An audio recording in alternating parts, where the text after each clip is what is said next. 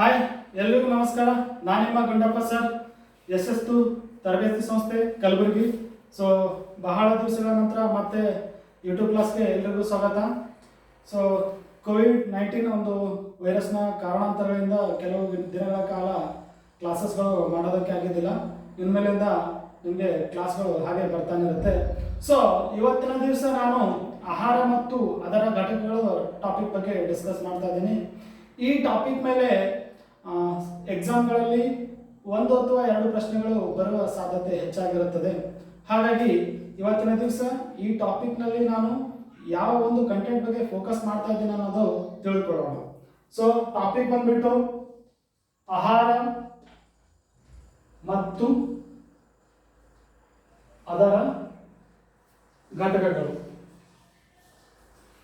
Food and it's components. Food and its components or units. Okay, food and its components or units ಅಂತಾನು ಹೇಳ್ಬೋದು. So ಮೊದಲಿಗೆ ಬಂದ್ಬಿಟ್ಟು ನಾವು ಸೇವಿಸುವಂತ ಆಹಾರದಲ್ಲಿ ಏನೇನು ಇರ್ತದೆ ಅನ್ನೋದು ನಮ್ಗೆ ಗೊತ್ತಾಗುತ್ತೆ, ರೈಟ್? ಸೊ ಆಹಾರ ನಾವು ಯಾವ್ದು ಸೇವನೆ ಮಾಡ್ತೇವಪ್ಪ ಅಂದ್ರೆ ಆಹಾರವು ನಾವು ಮಾಡುವ ಚಟುವಟಿಕೆಗಳಿಗಾಗಿ ಶಕ್ತಿ ಪಡೆಯಲು, ನಾವು ಮಾಡುವ ಚಟುವಟಿಕೆಗಳಾಗಿ ಶಕ್ತಿಯನ್ನು ಪಡೆಯಲು ನಾವು ಆಹಾರವನ್ನು ಸೇವಿಸ್ತೇವೆ. ನೆಕ್ಸ್ಟ್, ನಮ್ಮ ದೇಹದ ಬೆಳವಣಿಗೆಗಾಗಿ, ಎದಕ್ಕೆ ಹೇಳ್ರಿ? ನಮ್ಮ ದೇಹದ ಬೆಳವಣಿಗೆಗಾಗಿ ನಾವು ಆಹಾರವನ್ನು ಸೇವನೆ ಮಾಡ್ತೇವೆ. ನೆಕ್ಸ್ಟ್ ಏನಪ್ಪಾ ಅಂದ್ರೆ ನಮ್ಮ ದೇಹದ ವಿವಿಧ ಅಂಗಗಳ ಸುಸ್ಥಿರ ಕೆಲಸಕ್ಕಾಗಿ. ಓಕೆ, ಈ ರೀತಿಯಾಗಿ ನಾವು ಆಹಾರವನ್ನ ಸೇವನೆ ಮಾಡ್ತೇವೆ. ಈ ಆಹಾರವನ್ನ ಸೇವನೆಯನ್ನು ಕೆಲವೊಬ್ಬರು ಸಸ್ಯಗಳಿಂದ ಪಡೆದುಕೊಂಡ್ರೆ, ಇನ್ನು ಕೆಲವೊಬ್ಬರು ಪ್ರಾಣಿಗಳಿಂದ ಪಡ್ಕೋತಾರೆ. ಹಾಗೆ ಕೆಲವೊಂದಿಷ್ಟು ಜನ ಸಸ್ಯ ಮತ್ತು ಪ್ರಾಣಿಗಳಿಂದ ಎರಡೂ ಕೂಡ ಏನ್ ಮಾಡ್ತಾರಪ್ಪ ಅಂದ್ರೆ ಆಹಾರವನ್ನು ಸೇವನೆ ಮಾಡ್ತಾರೆ. ನಿಮಗೆ ಗೊತ್ತಿರಲಿ, ನಾವು ಸೇವಿಸುವಂತ ಆಹಾರದಲ್ಲಿ ಸಾಕಷ್ಟು ಕಂಟೆಂಟ್ಸ್ ಇರುತ್ತೆ. ಕಾರ್ಬೋಹೈಡ್ರೇಟ್, ಪ್ರೋಟೀನ್ಸ್, ಹೀಗೆ ಸಾಕಷ್ಟು ಅಂಶಗಳು ಇರುತ್ತವೆ. ಇಲ್ಲಿ ನೋಡಿ, ಕೆಲವೊಂದು ಸರ್ತಿ ನಾವು ಹೊಟ್ಟೆ ತುಂಬ ಊಟ ಮಾಡಿದ್ರು ಕೂಡ ಆರಾಮಾಗಿ ಇರುತ್ತೋ, ಹೆಲ್ದಿ ಆಗಿರುತ್ತೆ ಅನ್ನೋದು ತಿಳಿದು ಬರಂಗಿಲ್ಲ. ಯಾಕಪ್ಪ ಅಂದ್ರೆ ನಾವು ಒಂದೇ ತರಹದ ಆಹಾರವನ್ನು ಫಾರ್ ಎಕ್ಸಾಂಪಲ್ ಮುಂಜಾನೆ ರೈಸ್, ಮಧ್ಯಾಹ್ನ ರೈಸ್, ನೈಟ್ ರೈಸ್, ಮತ್ತೆ ಇವತ್ತು ರೈಸ್, ನಾಳೆ ರೈಸ್, ಹೀಗೆ ನೀವು ಪ್ರತಿದಿನ ಒಂದೇ ತರಹದ ಫುಡ್ ತಿನ್ಕೋತ ಹೋದ್ರೆ ನಿಮ್ಮ ದೇಹದಲ್ಲಿ ಕಾರ್ಬೋಹೈಡ್ರೇಟ್ ಪ್ರಮಾಣ ಹೆಚ್ಚಾಗಿ ನಿಮಗೆ ದೇಹದಲ್ಲಿ ಅನಾರೋಗ್ಯ ಬರುವ ಪರಿಸ್ಥಿತಿ ಕಾಣ್ತದೆ. ಹೀಗಾಗಿ ನಾವು ಸೇವಿಸುವಂತ ಆಹಾರದಲ್ಲಿಪ್ಪ ಅಂದ್ರೆ ಎಲ್ಲಾ ಪ್ರಮಾಣದ ಪೋಷಕಾಂಶಗಳು ಇರಬೇಕು. ಹಾಗಾಗಿ ಒಂದು ಆರೋಗ್ಯಕರ ಆಹಾರವು ಏನು ಒಳಗೊಂಡಿರ್ಬೇಕಪ್ಪ ಅಂದ್ರೆ ಕಾರ್ಬೋಹೈಡ್ರೇಟ್ಸ್ ಒಳಗೊಂಡಿರಬೇಕು. ಏನ್ ಹೇಳಿ? ಕಾರ್ಬೋಹೈಡ್ರೇಟ್ಸ್. ನೆಕ್ಸ್ಟ್, ಪ್ರೋಟೀನ್ಸ್ ಒಳಗೊಂಡಿರಬೇಕು. ಪ್ರೋಟೀನ್ಸ್. ನೆಕ್ಸ್ಟ್, ಲಿಪಿಡ್ಗಳನ್ನು ಹೊಂದಿರಬೇಕು. ನೆಕ್ಸ್ಟ್, ಖನಿಜಾಂಶಗಳನ್ನು ಹೊಂದಿರಬೇಕು. ನೆಕ್ಸ್ಟ್, ವಿಟಮಿನ್ಸ್ ಗಳನ್ನು ಹೊಂದಿರಬೇಕು. ನೆಕ್ಸ್ಟ್, ಮತ್ತು ನಾರು ಪದಾರ್ಥಗಳು. ಏನ್ ಹೇಳಿ? ನಾವು ತೆಗೆದುಕೊಳ್ಳುವಂತ ಆಹಾರ, ನಾವು ಸೇವಿಸುವಂತ ಆಹಾರದಲ್ಲಿ ಕಾರ್ಬೋಹೈಡ್ರೇಟ್ಸ್, ಪ್ರೋಟೀನ್ಸ್, ಲಿಪಿಡ್ಸ್, ಖನಿಜಾಂಶಗಳು ಮತ್ತು ವಿಟಮಿನ್ಸ್ಗಳು ಹಾಗೂ ನಾರು ಪದಾರ್ಥಗಳನ್ನು ಒಳಗೊಂಡಿರಬೇಕು. ಹಾಗಾಗಿ ನಾವು ನಿರ್ದಿಷ್ಟ ಪ್ರಮಾಣದಲ್ಲಿ ಸೇವಿಸುವಂತ ಆಹಾರದಲ್ಲಿರುವಂತ ಪೋಷಕಾಂಶಗಳು ನಿರ್ದಿಷ್ಟವಾಗಿದ್ದರೆ ಅಂತ ಆಹಾರವನ್ನು ನಾವು ಏನಂತೀವಪ್ಪ ಅಂದ್ರೆ ಸಂತುಲಿತ ಆಹಾರ, ಬ್ಯಾಲೆನ್ಸ್ಡ್ ಡಯಟ್. ಹಾಗಾಗಿ ನಾವು ತೆಗೆದುಕೊಳ್ಳುವಂತ ಆಹಾರದಲ್ಲಿ ಏನಾಗಿರ್ಬೇಕಪ್ಪ ಅಂದ್ರೆ ಈ ಎಲ್ಲಾ ಪೋಷಕಾಂಶಗಳನ್ನು ಹೊಂದಿರಬೇಕು ಅಂತ ಆಹಾರ ಪದಾರ್ಥವನ್ನು ನಾವು ಏನನ್ಬಹುದಪ್ಪ ಅಂದ್ರೆ ಬ್ಯಾಲೆನ್ಸ್ಡ್ ಡಯಟ್, ಸಂತುಲಿತ ಆಹಾರ. ಹೀಗಾಗಿ ನಾವು ಸೇವಿಸುವಂತ ಆಹಾರವು ಏನಾಗಿರ್ಬೇಕಪ್ಪ ಅಂದ್ರೆ ಕಾರ್ಬೋಹೈಡ್ರೇಟ್, ಪ್ರೋಟೀನ್ಸ್, ಲಿಪಿಡ್ಸ್, ಮತ್ತಪ್ಪ ಅಂದ್ರೆ ವಿಟಮಿನ್ಸ್, ಮಿನರಲ್ಸ್, ಹಾಗೆಪ್ಪ ಅಂದ್ರೆ ನಾರು ಪದಾರ್ಥಗಳನ್ನು ಒಳಗೊಂಡಿರಬೇಕು. ಈ ತರ ನಿರ್ದಿಷ್ಟವಾಗಿ ಎಲ್ಲಾ ಪೋಷಕಾಂಶಗಳನ್ನು ಒಳಗೊಂಡಿರುವ ಆಹಾರ ಪದಾರ್ಥಗಳನ್ನು ಏನಬಹುದು ಸಂತುಲಿತ ಆಹಾರ ಅಥವಾ ಬ್ಯಾಲೆನ್ಸ್ ಡಯಟ್.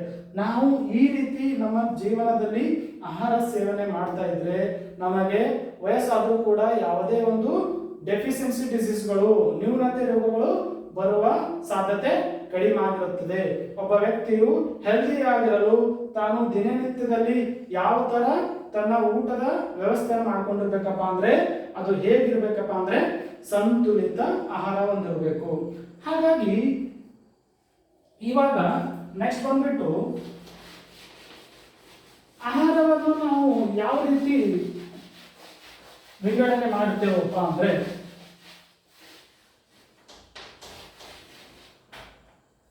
ಆಹಾರ ವಿಜ್ಞಾನಿಗಳು ಏನ್ ಮಾಡಿದ್ದಾರೆ, ನಾವು ತೆಗೆದುಕೊಳ್ಳುವಂತ ಆಹಾರದಲ್ಲಿ ಹಲವಾರು ಪೋಷಕಾಂಶಗಳಿದ್ದಾವೆ. ಆ ಪೋಷಕಾಂಶಗಳು ನಿರ್ದಿಷ್ಟವಾಗಿ ತಮ್ಮ ಕೆಲಸವನ್ನು ಮಾಡ್ತಾವೆ. ಹಾಗಾಗಿ ನಾನು ಆಹಾರವನ್ನು ಈ ರೀತಿಯಾಗಿ ವಿಂಗಡಿಸ್ತೀನಿ. ಏನಪ್ಪಾ ಅಂದ್ರೆ ಶಕ್ತಿ ಒದಗಿಸುವ ಪೋಷಕಾಂಶಗಳು.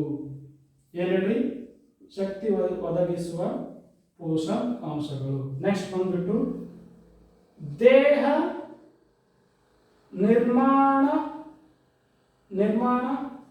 ನಿರ್ಮಾಣಕಾರಕ ಪೋಷಕಾಂಶಗಳು. ನೆಕ್ಸ್ಟ್ ಬಂದ್ಬಿಟ್ಟು ರಕ್ಷಣೆ ಒದಗಿಸುವ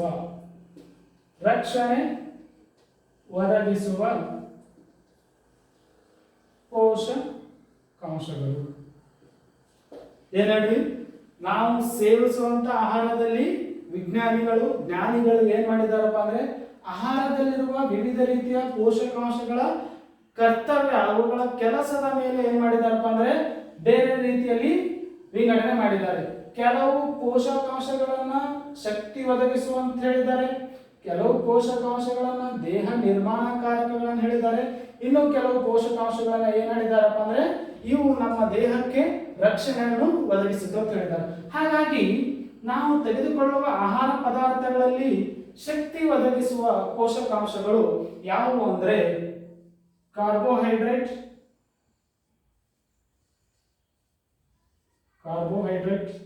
ಮತ್ತು ಲಿಪಿಡ್ಸ್. ಹಾಗಾಗಿ ನಮ್ಮ ದೇಹಕ್ಕೆ ಮೂಲವಾಗಿ ಆಹಾರದಿಂದ ನಾವು ಪಡೆದುಕೊಳ್ಳುವ ಶಕ್ತಿ ಯಾವುದಪ್ಪ ಅಂದ್ರೆ ಒಂದು ಕಾರ್ಬೋಹೈಡ್ರೇಟ್, ಇನ್ನೊಂದು ಲಿಪಿಡ್ಸ್. ಹಾಗಾಗಿ ದೇಹದ ನಿರ್ಮಾಣಕಾರಕ ಪೋಷಕಾಂಶಗಳು ಯಾವುದಪ್ಪ ಅಂದ್ರೆ ಪ್ರೋಟೀನ್ಸ್. ಕನ್ಫ್ಯೂಸ್ ಆಗ್ಬೇಡ್ರಿ. ಸಾಕಷ್ಟು ಸಂದರ್ಭದಲ್ಲಿ ನೀವು ಏನಿಸ್ತದೆ, ಪ್ರೋಟೀನ್ಸ್ ತಿನ್ನೋದ್ರಿಂದ ಜಾಸ್ತಿ ಶಕ್ತಿ ಬರುತ್ತೆ. ಅಫ್ಕೋರ್ಸ್ ಆ ಶಕ್ತಿ ಅನ್ನೋದು ಏನಪ್ಪಾ ಅಂದ್ರೆ ಪ್ರೋಟೀನ್ಸ್ ಅನ್ನ ಯಾಕೆ ಸೇವನೆ ಮಾಡಿ ಅಂತಾರೆ ಜಾಸ್ತಿ ಏನಪ್ಪ ಅಂದ್ರೆ ಪ್ರೋಟೀನ್ಸ್ ಅನ್ನು ನಮ್ಮ ದೇಹದ ನಿರ್ಮಾಣಕಾರಕ ಅಂದ್ರೆ ನಮ್ಮ ದೇಹದ ಬೆಳವಣಿಗೆಗೆ ಹೆಚ್ಚು ಸಹಾಯ ಮಾಡುತ್ತದೆ. ಅದೇ ರೀತಿ ಏನಪ್ಪಾ ಅಂದ್ರೆ ದೇಹದಲ್ಲಿ ರೋಗ ಆಂಟಿಬಾಡೀಸ್ ತರ ರೋಗ ನಿರೋಧಕ ಶಕ್ತಿ ಹೆಚ್ಚಿಸುತ್ತದೆ. ರೋಗ ನಿರೋಧಕ ಶಕ್ತಿ ಹೆಚ್ಚಿಸುತ್ತದೆ. ಯಾವಾಗ ಹೇಳಿ? ಪ್ರೋಟೀನ್ ಸೇವನೆಯಿಂದ ದೇಹದ ಬೆಳವಣಿಗೆ ಮತ್ತು ರೋಗ ನಿರೋಧಕ ಶಕ್ತಿಯನ್ನ ಹೆಚ್ಚಿಸುತ್ತದೆ. ಹೀಗಾಗಿ ನಮಗೆ ಪ್ರೋಟೀನ್ಸ್ ಕೂಡ ಅವಶ್ಯಕವಾಗಿದೆ. ಹೀಗಾಗಿ ಪ್ರೋಟೀನ್ಸ್ ಅನ್ನ ನಾವು ಎದರಲ್ಲಿ ತೆಗೆದುಕೊಂಡಿನಪ್ಪ ಅಂದ್ರೆ ದೇಹ ನಿರ್ಮಾಣಕಾರಕ ಪೋಷಕಾಂಶಗಳನ್ನು. ನೆಕ್ಸ್ಟ್ ಒಂದು ರಕ್ಷಣೆ ಒದಗಿಸುವ ಪೋಷಕಾಂಶಗಳಲ್ಲಿ ಎರಡನ್ನು ನೋಡ್ತೇವೆ. ಒಂದು ಖನಿಜಗಳು, ಇನ್ನೊಂದು ವಿಟಮಿನ್ಸ್. ಖನಿಜಗಳು, ವಿಟಮಿನ್ಸ್ಗಳನ್ನು ದೇಹಕ್ಕೆ ರಕ್ಷಣೆ ಒದಗಿಸುವ ಪೋಷಕಾಂಶಗಳೆಂದು ನೋಡ್ತೇವೆ. ಹಾಗಾಗಿ ಆಹಾರದಲ್ಲಿ ಶಕ್ತಿ ಒದಗಿಸುವ ಪೋಷಕಾಂಶಗಳು ಕಾರ್ಬೋಹೈಡ್ರೇಟ್ಸ್, ಲಿಪಿಡ್ಸ್. ಫೋಕಸ್ ಈ ಒಂದು ಕಂಟೆಂಟ್ ನಿಮಗೆ ಅರ್ಥ ಆದ್ರೆ ಟಾಪಿಕ್ ನಲ್ಲಿ ಮುಂದೆ ಬರುವಂತ ಪ್ರಶ್ನೆಗಳನ್ನು ಯಾವ ತರ ಬರುತ್ತವೆ ಅನ್ನೋದೆಲ್ಲ ಗೊತ್ತಾಗ್ತದೆ ನಿಮಗೆ. ಪ್ರಶ್ನೆ ಹೀಗೆ ಕೇಳ್ತಾನೆ, ಕೆಳಗೆ ಕೊಟ್ಟಿರುವ ಅಂಶಗಳಲ್ಲಿ ನಮ್ಮ ದೇಹಕ್ಕೆ ಅತಿ ಹೆಚ್ಚಿನ ಪ್ರಮಾಣವು ಆಹಾರವು ಯಾವ ಸೇವನೆಯಿಂದ ಬರುತ್ತದೆ? Option A proteins, option B ಖನಿಜಗಳು, option C vitamins, option D carbohydrates ಮತ್ತು ಲಿಪಿಡ್ಸ್. ನಿಮ್ಮ ಉತ್ತರ ಏನಾಗಿರಬೇಕು? ಕಾರ್ಬೋಹೈಡ್ರೇಟ್ಸ್ ಮತ್ತು ಲಿಪಿಡ್ಸ್. ಏಕಪ್ಪ ಅಂದ್ರೆ ನಮ್ಮ ದೇಹಕ್ಕೆ ಮೂಲವಾಗಿ ಶಕ್ತಿಯು ಯಾವುದರಿಂದ ಪಡೆದುಕೊಳ್ಳುತ್ತೇವೆ ಅಂದ್ರೆ ಕಾರ್ಬೋಹೈಡ್ರೇಟ್ಸ್ ಮತ್ತು ಲಿಪಿಡ್ಸ್. ಅರ್ಥ ಆಯ್ತಾ? ಸೊ ಮುಂದೆ ಹೋಗೋಣ. ಸೊ ಇದೆಲ್ಲ ಬೇಸಿಕ್. ಈ ಒಂದು ಕಂಟೆಂಟ್ಗಳು ನಿಮಗೆ ಗೊತ್ತಿದ್ರೆ ಮುಂದೆ ಈಗ ನಾವು ಡಿಸ್ಕಸ್ ಮಾಡುವ ಸಂದರ್ಭದಲ್ಲಿ ನಿಮಗೆ ಕಾನ್ಸೆಪ್ಟ್ ಅರ್ಥ ಆಗುತ್ತೆ. ಈಗ ಬಂದ್ಬಿಟ್ಟು ಶಕ್ತಿ ಒದಗಿಸುವ ಪೋಷಕಾಂಶಗಳಲ್ಲಿ ಶಕ್ತಿ ಒದಗಿಸುವ ಪೋಷಕಾಂಶಗಳು, ರೈಟ್? ಶಕ್ತಿ ಒದಗಿಸುವ ಪೋಷಕಾಂಶಗಳಲ್ಲಿ ನಾವು ಆವಾಗನೇ ಹೇಳಿದೆವು ಕಾರ್ಬೋಹೈಡ್ರೇಟ್ಸ್ ಮತ್ತು ಲಿಪಿಡ್ಸ್ಗಳು ನಮಗೆ ಅತಿ ಹೆಚ್ಚಿನ ಪ್ರಮಾಣದ ಶಕ್ತಿಯನ್ನ ಒದಗಿಸುತ್ತದೆ.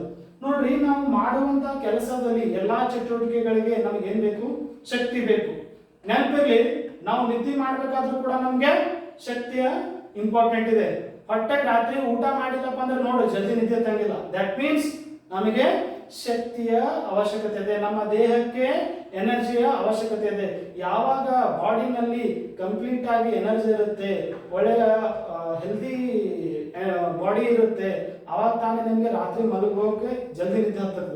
ಆದ್ರೆ ನಿಮ್ಗೆ ಹೊಟ್ಟೆ ತುಂಬ ಊಟ ಇರಲಿಲ್ಲ ಅಂದ್ರೆ ನಿಮ್ಗೆ ನಿದ್ದೆ ಕೂಡ ಬರೋದಿಲ್ಲ. ಹೀಗಾಗಿ ಶಕ್ತಿ ಒದಗಿಸುವ ಪೋಷಕಾಂಶಗಳಲ್ಲಿ ನಾವು ಎರಡು ತರ ನೋಡ್ತೇವೆ.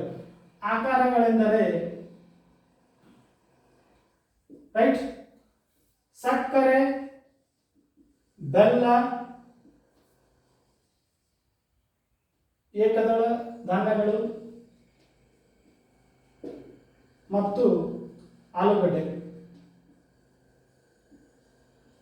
ಇವುಗಳು ಅತ್ಯಧಿಕ ಪ್ರಮಾಣ ಕಾರ್ಬೋಹೈಡ್ರೇಟ್ ಹೊಂದಿದೆ. ಯಾವ ಹೇಳ್ರಿ? ಸಕ್ಕರೆ, ಬೆಲ್ಲ, ಏಕದಳ ಧಾನ್ಯಗಳು, ಆಲೂಗಡ್ಡೆ ಮತ್ತು ಇನ್ನಿತರ ಕೆಲವು ಹಣ್ಣುಗಳಲ್ಲಿ ಕೂಡ ಅಂದ್ರೆ ನಾವು ಕಾರ್ಬೋಹೈಡ್ರೇಟ್ಸ್ ಅನ್ನ ಕಾಣಬಹುದು. ಹೀಗಾಗಿ ಈ ಒಂದು ಆಹಾರ ಪದಾರ್ಥಗಳು ಹೆಚ್ಚು ಕಾರ್ಬೋಹೈಡ್ರೇಟ್ ಪ್ರಮಾಣವನ್ನು ಹೊಂದಿವೆ. ಇನ್ನೊಂದು ರೀತಿಯಲ್ಲಿ ನಾವು ಪಡೆದುಕೊಳ್ಳುವ ಆಹಾರಪ್ಪ ಅಂದ್ರೆ ಎಣ್ಣೆ, ಬೆಣ್ಣೆ ಮತ್ತು ತುಪ್ಪ ಹಾಗೂ ಮಾಂಸಗಳಿಂದ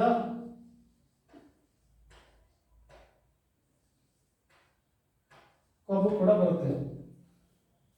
ಎಣ್ಣೆ, ಬೆಣ್ಣೆ, ತುಪ್ಪ ಹಾಗೂ ಮಾಂಸಗಳಿಂದ ಕೂಡ ನಮಗೆ ಕೊಬ್ಬು ಸಿಗುತ್ತದೆ. ಈ ಪದಾರ್ಥಗಳಿಗೆ ನಾವು ಏನಂತೀವಪ್ಪ ಅಂದ್ರೆ ಲಿಪಿಡ್ಸ್. ಹಾಗಾಗಿ ಶಕ್ತಿ ಒದಗಿಸುವ ಪೋಷಕಾಂಶಗಳು ಮೂಲವಾಗಿ ಕಾರ್ಬೋಹೈಡ್ರೇಟ್ಸ್ ಮತ್ತು ಲಿಪಿಡ್ಸ್ ಗಳಾಗಿವೆ. ಕಾರ್ಬೋಹೈಡ್ರೇಟ್ಸ್ ನಲ್ಲಿ ನಾವು ಸಾಮಾನ್ಯವಾಗಿ ನೋಡಬೇಕಂದ್ರೆ ಸಕ್ಕರೆ, ಬೆಲ್ಲ, ಏಕದಳ ಧಾನ್ಯಗಳು, ಆಲೂಗಡ್ಡೆ ಹಾಗೆ ಕೆಲವು ಹಣ್ಣುಗಳಲ್ಲಿ ಕೂಡ ನಾವು ಏನ್ ಮಾಡಬಹುದು? ಕಾರ್ಬೋಹೈಡ್ರೇಟ್ಸ್ ಅನ್ನ ಕಾಣಬಹುದು. ಎಣ್ಣೆ, ಬೆಣ್ಣೆ, ತುಪ್ಪ ಹಾಗೂ ಮಾಂಸಗಳಿಂದ ಬರುವಂತ ಕೊಬ್ಬಿನಂತ ಅಂಶಗಳನ್ನು ನಾವು ಲಿಪಿಡ್ಸ್ ಅಂತ ನೋಡ್ತೇವೆ. ಸೊ ಹೀಗಾಗಿ ಇವತ್ತಿನ ಈ ಒಂದು ಕ್ಲಾಸ್ ನಲ್ಲಿ ನಾನು ಮೇನ್ಲಿ ಫೋಕಸ್ ಮಾಡ್ತಿರೋದು ಕಾರ್ಬೋಹೈಡ್ರೇಟ್ಸ್. ಓಕೆ, ಸೊ ಇವತ್ತು ಕಂಪ್ಲೀಟ್ ಕ್ಲಾಸ್ ನಲ್ಲಿ ಕಾರ್ಬೋಹೈಡ್ರೇಟ್ಸ್ ಮೇಲೆ ಯಾವ ರೀತಿ ಒಂದು ಕಾಂಪಿಟೇಟಿವ್ ಎಕ್ಸಾಮ್ ನಲ್ಲಿ ಪ್ರಶ್ನೆಗಳನ್ನು ಕೇಳ್ತಾನ, ಯಾಕಪ್ಪ ಇಷ್ಟೆಲ್ಲ ಬೇಸಿಕ್ ಕಂಟೆಂಟ್ಸ್ ಗಳನ್ನ ಹೇಳ್ಬೇಕಾಯ್ತಪ್ಪ ಅಂದ್ರೆ ನಿಮ್ಗೆ ಸ್ವಲ್ಪ ಬೇಸಿಕ್ ಕಡೆ ಗೊತ್ತಿರಬೇಕು ಇದು ಏನು ಅಂತ. ಕಾರ್ಬೋಹೈಡ್ರೇಟ್ಸ್ ಅಂದ್ರೆ ಏನು, ಯಾವ ಫುಡ್ ಗಳಲ್ಲಿ ಕಾರ್ಬೋಹೈಡ್ರೇಟ್ಸ್ ಇರುತ್ತೆ, ಕಾರ್ಬೋಹೈಡ್ರೇಟ್ಸ್ ಕೆಲಸ ಏನ್ ಮಾಡುತ್ತದೆ ಅಂತ ಸ್ವಲ್ಪ ನಿಮ್ಗೆ ಐಡಿಯಾ ಇದ್ರೆ ಇನ್ ಡೀಟೇಲ್ ಆಗಿ ಓದುವಾಗ ನಮಗೆ ಇನ್ನೂ ಚೆನ್ನಾಗಿ ಅರ್ಥ ಆಗ್ತದೆ. ಸೊ ಸ್ಟಾರ್ಟ್ ಮಾಡೋಣ. ಸೊ ಇವತ್ತಿನ ಮೇನ್ ಡಿಸ್ಕಷನ್ ಬಂದ್ಬಿಟ್ಟು ಕಾರ್ಬೋಹೈಡ್ರೇಟ್ಸ್.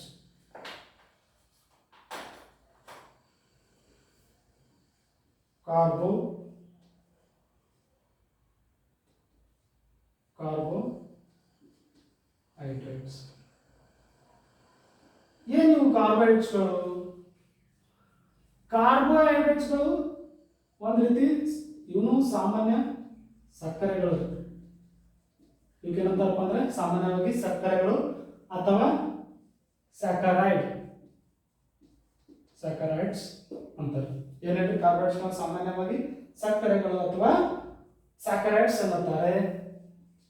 ಈ ಕಾರ್ಬೋಹೈಡ್ರೇಟ್ಸ್ ಯಾವ ಧಾತುಗಳನ್ನು ಹೊಂದಿರುತ್ತವಪ್ಪ ಅಂದ್ರೆ ಕಾರ್ಬನ್, ಹೈಡ್ರೋಜನ್ ಮತ್ತು ಆಕ್ಸಿಜನ್ ಎಂಬ ಮೂಲ ಧಾತುಗಳಿಂದ ಈ ಕಾರ್ಬೋಹೈಡ್ರೇಟ್ಸ್ ಹೊಂದಿರುತ್ತವೆ.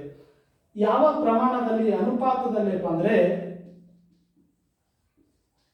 1:2:1 ಅಂದ್ರೆ ಕಾರ್ಬೋಹೈಡ್ರೇಟ್ 1 ಆಗಿದ್ರೆ ಹೈಡ್ರೋಜನ್ 2 ಆಗುತ್ತೆ, ಆಕ್ಸಿಜನ್ 1. ಅಂದ್ರೆ ಕಾರ್ಬೋಹೈಡ್ರೇಟ್ಸ್ ನ ಮೂಲ ಧಾತುಗಳಲ್ಲಿ ಹೆಚ್ಚಿನ ಪ್ರಮಾಣದಲ್ಲಿ ಏನು ಹೊಂದಿರುತ್ತದಪ್ಪ ಅಂದ್ರೆ ಹೈಡ್ರೋಜನ್. ಇದು ಎಕ್ಸಾಮ್ ನಲ್ಲಿ ಬರುವಂತ ಪ್ರಶ್ನೆ. ಏನ್ ಹೇಳ್ರಪ್ಪ ಅಂದ್ರೆ ಕಾರ್ಬೋಹೈಡ್ರೇಟ್ಸ್ ನ ಮೂಲ ಧಾತುಗಳಲ್ಲಿ ಹೆಚ್ಚಿನ ಪ್ರಮಾಣದಲ್ಲಿ ಏನನ್ನು ಹೊಂದಿರುತ್ತದಪ್ಪ ಅಂದ್ರೆ ಹೈಡ್ರೋಜನ್ ಹೊಂದಿರುತ್ತದೆ. ಈಗ ಕಾರ್ಬೋಹೈಡ್ರೇಟ್ಸ್ ಗಳು ಮೂಲವಾಗಿ ನಾವು ಇವುಗಳನ್ನ ವಿಂಗಡಣೆ ಮಾಡ್ಕೊತ ಹೋದಾಗ ಕಾರ್ಬೋಹೈಡ್ರೇಟ್ಸ್ ನ ವಿಧಗಳಂತೆ ತಗೋತೀವಿ. ಒಂದನೇದು ಮೊನೊಸ್ಯಾಕರೈಡ್, ಎರಡನೇ ಬಂದ್ಬಿಟ್ಟು ಆಲಿಗೋಸ್ಯಾಕರೈಡ್, ಮೂರನೇ ಬಂದ್ಬಿಟ್ಟು ಪಾಲಿಸ್ಯಾಕರೈಡ್. ರೈಟ್, ಏನ್ ಹೇಳಿ? ಪಾಲಿಸ್ಯಾಕರೈಡ್, ಮೊನೊಸ್ಯಾಕರೈಡ್, ಆಲಿಗೋಸ್ಯಾಕರೈಡ್, ಪಾಲಿಸ್ಯಾಕರೈಡ್ ಅನ್ನುವಂತ ಮೂರು ರೀತಿಯಲ್ಲಿ ನಾವು ಕಾರ್ಬೋಹೈಡ್ರೇಟ್ಸ್ ಗಳಲ್ಲಿ ನೋಡ್ತೇವೆ. ಈಗ ಒಂದು ಡಿಸ್ಕಸ್ ಮಾಡ್ತಾ ಹೋಗೋಣ. ಕಾರ್ಬೋಹೈಡ್ರೇಟ್ಸ್ ಅಂದ್ರೆ ಸಿಂಪಲ್ ಆಗಿ ಗೊತ್ತಾಗ್ತಿದೆ ಅಲ್ಲ. ಕಾರ್ಬೋಹೈಡ್ರೇಟ್ಸ್ ಅಂದ್ರೆ ಇವು ಕೂಡ ಏನಾಗಿವೆ? ಸಾಮಾನ್ಯ ಸಕ್ಕರೆಗಳಾಗಿದ್ದು ಇವುಗಳಿಗೆ ಸ್ಯಾಕರೈಡ್ಸ್ ಕೂಡ ಅನ್ನುತ್ತಾರೆ. ಕಾರ್ಬೋಹೈಡ್ರೇಟ್ಸ್ ಗಳಲ್ಲಿ ಮೂಲವಾಗಿ ಯಾವ ಧಾತುಗಳನ್ನು ಒಳಗೊಂಡಿವೆ ಅಂದ್ರೆ ಕಾರ್ಬನ್, ಹೈಡ್ರೋಜನ್, ಆಕ್ಸಿಜನ್. ಯಾವ ರೀತಿ ಅನುಪಾತ ಅಂದ್ರೆ ಎಷ್ಟು ಪ್ರಮಾಣದಲ್ಲಿಪ್ಪ ಅಂದ್ರೆ ಕಾರ್ಬನ್ 1 ಇದ್ರೆ ಹೈಡ್ರೋಜನ್ 2 ಇರುತ್ತೆ, ಆಕ್ಸಿಜನ್ 1 ಇರುತ್ತೆ. ಅಂದ್ರೆ ಮೂಲವಾಗಿ ಈ ಕಾರ್ಬನ್, ಹೈಡ್ರೋಜನ್, ಆಕ್ಸಿಜನ್ ಹೆಚ್ಚಿನ ಪ್ರಮಾಣದಲ್ಲಿ ಏನಿರ್ತದಪ್ಪ ಅಂದ್ರೆ ಹೈಡ್ರೋಜನ್ ಇರ್ತದೆ. ಕಾರ್ಬೋಹೈಡ್ರೇಟ್ಸ್ ವಿಧಗಳನ್ನು ತೆಗೆದುಕೊಂಡಾಗ ಮೂರು ರೀತಿಯಲ್ಲಿ ನೋಡ್ತೇವೆ ನಾವು. ಒಂದು ಮೊನೊಸ್ಯಾಕರೈಡ್, ಎರಡನೇದು ಆಲಿಗೋಸ್ಯಾಕರೈಡ್, ಮೂರನೇದು ಪಾಲಿಸ್ಯಾಕರೈಡ್. ಈಗ ಕಾರ್ಬೋಹೈಡ್ರೇಟ್ ಇನ್ನೊಂದೇನಪ್ಪ ಅಂದ್ರೆ ನಮ್ಮ ದೇಹದಲ್ಲಿ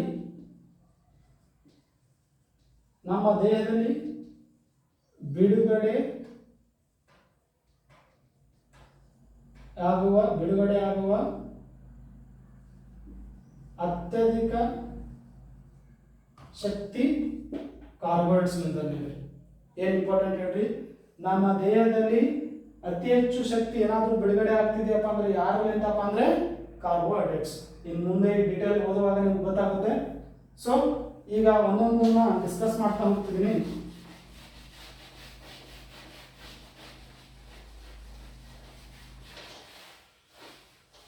ಸೊ ಫಸ್ಟ್ ಬಂದ್ಬಿಟ್ಟು ಮೊನೊಸ್ಯಾಕರೈಡ್. ಮೊನೊಸ್ಯಾಕರೈಡ್ ಮೂಲವಾಗಿ ಒಂದು ಸಕ್ಕರೆಯ ಅಣುವನ್ನು ಹೊಂದಿರುತ್ತವೆ. ಏನ್ ಹೇಳಿ? ಮೊನೊಸ್ಯಾಕರೈಡ್ಗಳು ಮೂಲವಾಗಿ ಏನಾಗಪ್ಪ ಅಂದ್ರೆ ಒಂದೇ ಸಕ್ಕರೆಯ ಅಣುವನ್ನು ಹೊಂದಿರುತ್ತವೆ. ಎರಡನೇದು ಬಂದ್ಬಿಟ್ಟು ರುಚಿಯಲ್ಲಿ ಏನಾಗಿರ್ತಾವಪ್ಪ ಅಂದ್ರೆ ಇವು ಸಿಹಿಯಾಗಿರ್ತಾವ ಮತ್ತು ನೀರಿನಲ್ಲಿ ಕರಗುತ್ತವೆ. ಏನ್ ಹೇಳ್ರಿ? ಸಕ್ಕರೆಯ ಒಂದೇ ಅಣು ಹೊಂದಿರುತ್ತವ, ರುಚಿಯಲ್ಲಿ ಸಿಹಿಯಾಗಿದ್ದು ಮತ್ತು ನೀರಿನಲ್ಲಿ ಕರಗುತ್ತವೆ. ಇವುಗಳ ಸಾಮಾನ್ಯ ಸೂತ್ರ ಏನಾದ್ರೂ ಹೇಳ್ಬೋದಪ್ಪ ಅಂದ್ರೆ ಸಾಮಾನ್ಯ ಸೂತ್ರ ಅಂತ ಬಂದಾಗ CH2ON.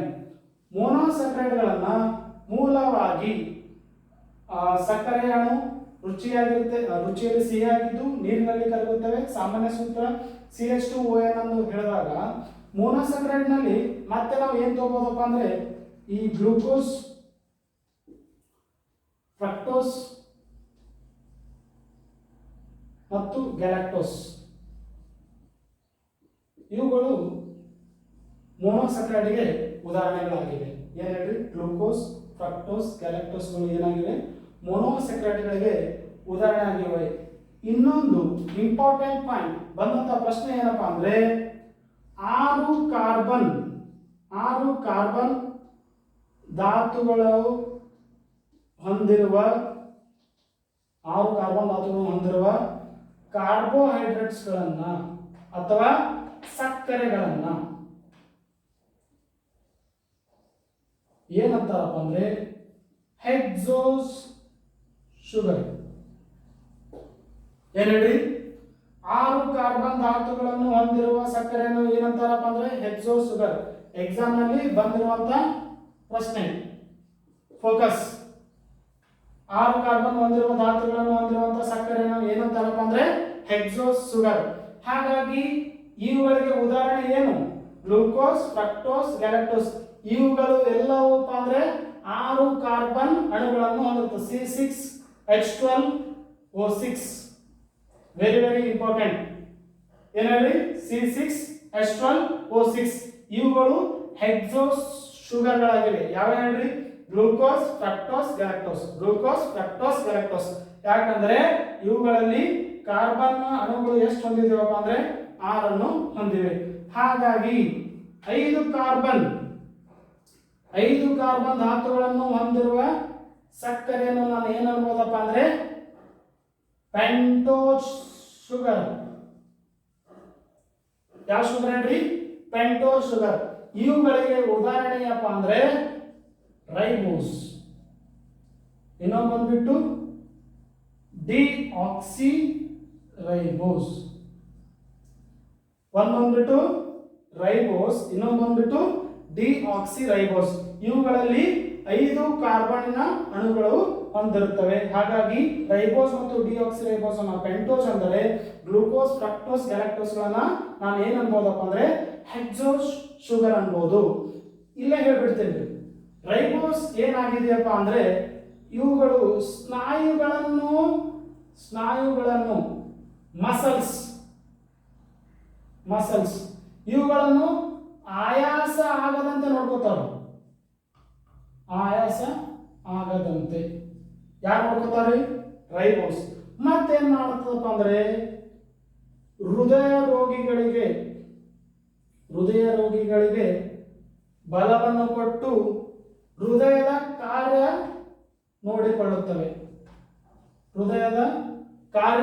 ನೋಡಿಕೊಳ್ಳುತ್ತವೆ. ಅದೇ ರೀತಿ DNA ಮತ್ತು RNAಗಳ ಬೆನ್ನೆಲುಬಾಗಿ ಕೆಲಸ ಮಾಡುತ್ತವೆ. ಇನ್ನೊಂದು ರೀತಿಯಲ್ಲಿ ಏನ್ ಹೇಳ್ಬೋದಪ್ಪ ಅಂದ್ರೆ ಹೃದಯಾಘಾತ ಆಗದಂತೆ ನೋಡಿಕೊಳ್ಳುತ್ತವೆ. ಬಹಳ ಇಂಪಾರ್ಟೆಂಟ್ ಇದೆ ನೋಡ್ರಿ. ರೈಬೋಸ್, ಡಿಆಕ್ಸಿ ರೈಬೋಸ್ ಏನಾಗಿದೆ? ಪೆಂಟೋಸ್ ಶುಗರ್ ಅಂದ್ರೆ 5 ಕಾರ್ಬನ್ನಿನ ಅಣುಗಳು ಹೊಂದಿರುವ ಸಕ್ಕರೆಗಳಾಗಿವೆ. ರೈಬೋಸ್ ಮತ್ತು ಡಿಆಕ್ಸಿ ರೈಬೋಸ್ ನ ಕೆಲಸ ಏನಪ್ಪಾ ಅಂದ್ರೆ ಸ್ನಾಯುಗಳು ಮಸಲ್ಸ್ಗಳು ಆಯಾಸವಾಗದಂತೆ ನೋಡಿಕೊಳ್ಳುತ್ತವೆ. ಹೃದಯ ರೋಗಿಗಳಿಗೆ ಶಕ್ತಿ ತುಂಬಿ ಏನ್ ಮಾಡ್ತಾವಪ್ಪ ಅಂದ್ರೆ ಹೃದಯದ ಕಾರ್ಯವನ್ನು ನೋಡಿಕೊಳ್ಳುತ್ತವೆ. ನೆಕ್ಸ್ಟ್ ಬಂದ್ಬಿಟ್ಟು DNA ಮತ್ತು RNA deoxy ribose nucleic acid ಇವುಗಳ ಬೆನ್ನೆಲುಬಾಗಿ ನಿಲ್ಕೊಳ್ತವೆ. ಹಾಗೆ ಹೃದಯಾಘಾತ ಆಗದಂತೆ ನೋಡಿಕೊಳ್ಳುವ ಕೆಲಸ ಯಾರು ಮಾಡ್ತಾರಪ್ಪ ಅಂದ್ರೆ ರೈಬೋಸ್ ಮಾಡಿದ್ರೆ ಡಿಆಕ್ಸಿ ರೈಬೋಸ್ ನಮ್ಮ ವಂಶವಾಹಿ ಹೆರಿಡಿಟರಿ ಭಾಗವಾಗಿವೆ. ಅಂದ್ರೆ ನಮ್ಮ DNA ಅಲ್ಲಿ ಬಹಳ ಪ್ರಾಮುಖ್ಯತೆಯಾಗಿ ಕೆಲಸ ಮಾಡೋದು ಯಾವ್ದಪ್ಪ ಅಂದ್ರೆ ಡಿಆಕ್ಸಿ ರೈಬೋಸ್. ಅದಕ್ಕೆ ಇಲ್ಲಿ ನಾನು ಏನ್ ಬರ್ತೀನಿ DNA ಮತ್ತು RNA. DNA ಯಾಕಂದ್ರೆ ಡಿಆಕ್ಸಿ, ರೈಟ್? ಸೊ ವಂಶವಾಹಿ ಭಾಗವಾಗಿ ಹೆರಿಡಿಟಿಯ ಭಾಗವಾಗಿ ಕೆಲಸ ಮಾಡೋದು ಡಿಆಕ್ಸಿ ರೈಬೋಸ್. ಇದೆಲ್ಲ ಅರ್ಥ ಆಗ್ತಿದೆ ಅನ್ಕೊಂಡಿದ್ರಿ? ಈ ಒಂದು ಕಂಟೆಂಟ್ ನಲ್ಲಿ ಎಕ್ಸಾಮ್ ನಲ್ಲಿ ಬರುವಂತ ಮೇನ್ ಇಂಪಾರ್ಟೆಂಟ್ ಪ್ರಶ್ನೆ ಏನಪ್ಪ ಅಂದ್ರೆ ಮೊನೊಸೆಕ್ರೈಡ್. ಹೆಸರು ಹೇಳಿದೆ ಮೋನೋ ಅಂದ್ರೆ ಸಿಂಗಲ್. ಒಂದು ಮೊನೊಸೆಕ್ರೈಡ್ಗಳು ಎಷ್ಟು ಸಕ್ಕರೆ ಅಣುವನ್ನು ಹೊಂದಿರ್ತಾವಪ್ಪ ಅಂದ್ರೆ ಕೇವಲ ಒಂದು ಸಕ್ಕರೆಯ ಅಣು. ನೆಕ್ಸ್ಟ್ ರುಚಿಯಲ್ಲಿ ಸಿಹಿಯಾಗಿದ್ದು ನೀರಿನಲ್ಲಿ ಕರಗುತ್ತವೆ. ಸಾಮಾನ್ಯ ಸೂತ್ರ CH2ON. So glucose fructose galactose ಇವುಗಳಿಗೆ ಉದಾಹರಣೆ ಆಗಿದೆ. ಈ ಗ್ಲೂಕೋಸ್ ಫ್ರಕ್ಟೋಸ್ ಗ್ಯಾಲಕ್ಟೋಸ್ಗಳು ಏನಾಗಿವೆ? ಹೆಕ್ಸೋಸ್ ಸುಗರ್ ಆಗಿವೆ. 5 ಕಾರ್ಬನ್ ಹೊಂದಿದ್ರೆ ನಾವು ಪೆಂಟೋಸ್, 6 ಅಂದ್ರೆ ಹೆಕ್ಸೋಸ್. ಸೊ ರೈಬೋಸ್, ಡಿಆಕ್ಸಿರೈಬೋಸ್ ಎಲ್ಲ ಕಾರ್ಯಗಳನ್ನು ನೋಡಿದ್ದೇವೆ. ಇನ್ನೇನಪ್ಪ ಅಂದ್ರೆ ಈ ಮೊನೊಸ್ಯಾಕರೈಡ್ ಮೇಲೆ ಗ್ಲೂಕೋಸ್ ಫ್ರಕ್ಟೋಸ್ ಬಗ್ಗೆ ಸ್ವಲ್ಪ ತಿಳಿದುಕೊಳ್ಳೋಣ. ರೈಟ್.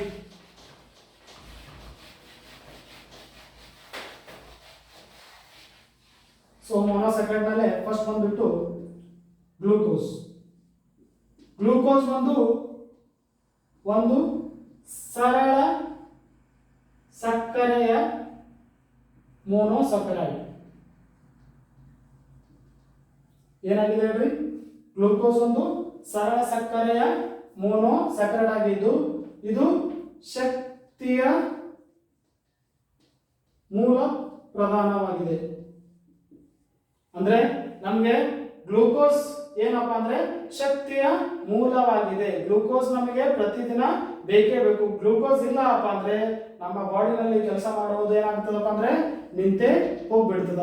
ಹೀಗಾಗಿ ನಮ್ಗೆ ಏನಾಗಿದೆ? ಗ್ಲೂಕೋಸ್ ಅವಶ್ಯಕವಾಗಿದೆ. ಗ್ಲೂಕೋಸ್ನ ಸೂತ್ರ ಬಂದಾಗ C6H12O6. ಗ್ಲೂಕೋಸ್ ಏನಾಗಿರುತ್ತೆಪ್ಪ ಅಂದ್ರೆ ಗ್ಲೈಕೋಜನ್ ಆಗಿ ನಮ್ಮ ದೇಹದಲ್ಲಿ ಸಂಗ್ರಹವಾಗಿರುತ್ತದೆ. ಕೆಲವೊಂದು ಸಂದರ್ಭದಲ್ಲಿ ಗ್ಲೂಕೋಸ್ ಏನಾಗಿರುತ್ತಪ್ಪ ಅಂದ್ರೆ ಗ್ಲೈಕೋಜನ್ ಆಗಿ ಸಂಗ್ರಹವಾಗಿರುತ್ತದೆ. ಇದು ಗ್ಲೂಕೋಸ್ ಬಗ್ಗೆ ನಮಗೆ ಸ್ವಲ್ಪ ಆದ್ರೂ ಐಡಿಯಾ ಇರಬೇಕು. ಮೇನ್ ಇನ್ನೊಂದು ಏನ್ ಹೇಳ್ಬೋದಪ್ಪ ಅಂದ್ರೆ ಗ್ಲೂಕೋಸ್ಗೆ ನಾನು ಇದನ್ನ ಗ್ರೇಪ್ ಶುಗರ್ ಅನ್ಬೋದು. ಏನ್ ಹೇಳ್ರಿ? ಗ್ರೇಪ್ ಶುಗರ್ ಅಥವಾ ಕಾರ್ನ್ ಶುಗರ್. ಏನ್ ಹೇಳ್ರಿ? ಗ್ರೇಪ್ ಶುಗರ್ ಅಥವಾ ಕಾರ್ನ್ ಶುಗರ್ ಕೂಡ ಅನ್ಬೋದು. ಈ ಗ್ಲೂಕೋಸ್ನ ಪ್ರಮಾಣ ದೇಹದಲ್ಲಿ ಹೆಚ್ಚು ಕಡಿಮೆ ಆದರಪ್ಪ ಅಂದ್ರೆ ನಮ್ಮ ದೇಹಕ್ಕೆ ಅನಾರೋಗ್ಯ ಬರುವ ಸಾಧ್ಯತೆ ಹೆಚ್ಚಾಗಿರುತ್ತದೆ. ಹಾಗಾಗಿ ಈ ಗ್ಲೂಕೋಸ್ ಅನ್ನ ಕ್ರೀಡಾಪಟುಗಳಿಗೆ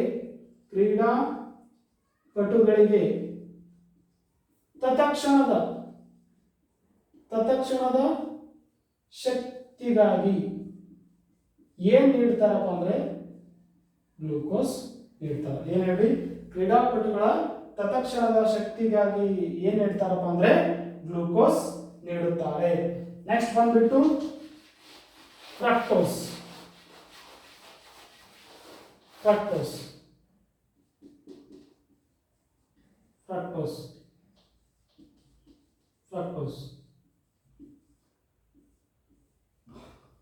ಫ್ರಕ್ಟೋಸ್ ಅನ್ನ ಫ್ರೂಟ್ ಶುಗರ್ ಅಂತಾರೆ. ಏನ್ ಹೇಳ್ರಿ? Fruit sugar. ಫ್ರಕ್ಟೋಸ್ ಬಂದ್ಬಿಟ್ಟು ಹಣ್ಣು ಮತ್ತು ಜೇನುತುಪ್ಪದಲ್ಲಿ ಅತಿ ಹೆಚ್ಚು ಹೊಂದಿರ್ತದೆ. ಯಾವುದರಲ್ಲಿ ಹೇಳ್ರಿ? ಹಣ್ಣು ಮತ್ತು ಜೇನುತುಪ್ಪಗಳಲ್ಲಿ ಅತಿ ಹೆಚ್ಚಾಗಿ ಏನು ಹೊಂದಿರ್ತದಪ್ಪ ಅಂದ್ರೆ ಫ್ರಕ್ಟೋಸ್ ಹೊಂದಿರುತ್ತದೆ. IAS ನಲ್ಲಿ ಒಂದ್ಸತಿ ಪ್ರಶ್ನೆ ಬಂದಿದೆ. ಏನಪ್ಪಾ ಅಂದ್ರೆ ಜೇನುತುಪ್ಪವು ಅತಿ ಹೆಚ್ಚು ಸಿಹಿ ಹೊಂದಿರಲು ಕಾರಣ ಏನು? ಏನ್ ಹೇಳ್ರಿ? ಜೇನುತುಪ್ಪವು ಅತಿ ಹೆಚ್ಚು ಸಿಹಿಯಾಗಿರಲು ಏನು ಕಾರಣವೆಂದರೆ ಜೇನುತುಪ್ಪದಲ್ಲಿರುವ ಫ್ರಕ್ಟೋಸ್ ಎಂಬ ಶುಗರ್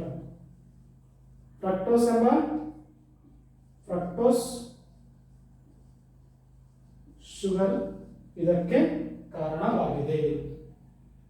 ಹಾಗಾಗಿ ಇನ್ನೊಂದು ಇಂಪಾರ್ಟೆಂಟ್ ಕಾನ್ಸೆಪ್ಟ್ ಏನಪ್ಪಾ ಅಂದ್ರೆ ಬ್ಯಾಕ್ಟೀರಿಯಾ ಅಥವಾ ಈಸ್ಟ್ಗಳ ಸಹಾಯದಿಂದ ಇದನ್ನ ಫರ್ಮೆಂಟೇಷನ್ ಮಾಡಿ, ಯಾವುದನ್ನ? ಫ್ರಕ್ಟೋಸ್ ಅನ್ನು ಫರ್ಮೆಂಟೇಷನ್ ಮಾಡಿ ಇಥನಾಲ್ ಮದ್ಯ ತಯಾರಿಸುತ್ತಾರೆ. ಏನ್ ಹೇಳ್ರಿ, ಬ್ಯಾಕ್ಟೀರಿಯಾ ಅಥವಾ ಈಸ್ಟ್ಗಳ ಸಹಾಯದಿಂದ ಫ್ರಕ್ಟೋಸ್ ಅನ್ನು ಫರ್ಮೆಂಟೇಷನ್ ಮಾಡಿ ಏನ್ ಮಾಡ್ತಾರಪ್ಪ ಅಂದ್ರೆ ಇಥನಾಲ್ ಅಥವಾ ಮದ್ಯ ತಯಾರಿಸುತ್ತಾರೆ. ಸೊ ಈ ಫ್ರಕ್ಟೋಸ್ ಬಗ್ಗೆ ನಮಗೆ ಇಷ್ಟು ಬೇಸಿಕ್ ನಾಲೆಜ್ ಇದ್ರೂ ಕೂಡ ಸಾಮಾನ್ಯ ಸೂತ್ರನೇ C6H12O6. ಇದು ಕೂಡ ಫ್ರೂಟ್ ಶುಗರ್ ಆಗಿದೆ. ಹಣ್ಣು ಮತ್ತು ಜೇನುತುಪ್ಪದಲ್ಲಿ ಅತಿ ಹೆಚ್ಚು ಹೊಂದಿರುತ್ತದೆ. ಏನು ಹೊಂದಿರುತ್ತಪ್ಪ ಅಂದ್ರೆ ಸಕ್ಕರೆ ಪ್ರಮಾಣ. ಹೀಗಾಗಿ ಇಡೀ ಎಲ್ಲಾ ಸಕ್ಕರೆಗಳಲ್ಲಿ glucose, fructose, sucrose, maltose, lactose ಇವು ಎಲ್ಲವುಗಳಿಗೇನೆ ಅತಿ ಹೆಚ್ಚು ಸಕ್ಕರೆ ಪ್ರಮಾಣ ಅಥವಾ ಸಿಹಿ ಯಾವುದಪ್ಪ ಅಂದ್ರೆ ಫ್ರಕ್ಟೋಸ್. ಮತ್ತು ಆಯಸ್ನಲ್ಲಿ ಕೇಳಿದಂತ ಪ್ರಶ್ನೆ, ಜೇನುತುಪ್ಪದಲ್ಲಿ ಏನಿರ್ತದಪ್ಪ ಅಂದ್ರೆ ಫ್ರಕ್ಟೋಸ್ ಇರುತ್ತದೆ. ಮತ್ತಪ್ಪ ಅಂದ್ರೆ ಬ್ಯಾಕ್ಟೀರಿಯಾ ಅಥವಾ ಈಸ್ಟ್ಗಳ ಸಹಾಯದಿಂದ ನಮಗೆ ಫರ್ಮೆಂಟೇಷನ್ ಮಾಡೋದ್ರ ಮುಖಾಂತರ ಏನ್ ಮಾಡಬಹುದಪ್ಪ ಅಂದ್ರೆ ಇಥನಾಲ್ ತಯಾರಿಸಬಹುದು. ಸೊ ಮೊನೊಸಕ್ರೈಡ್ ಮುಗಿತು. ಈಗ ನೆಕ್ಸ್ಟ್ ಬಂದ್ಬಿಟ್ಟು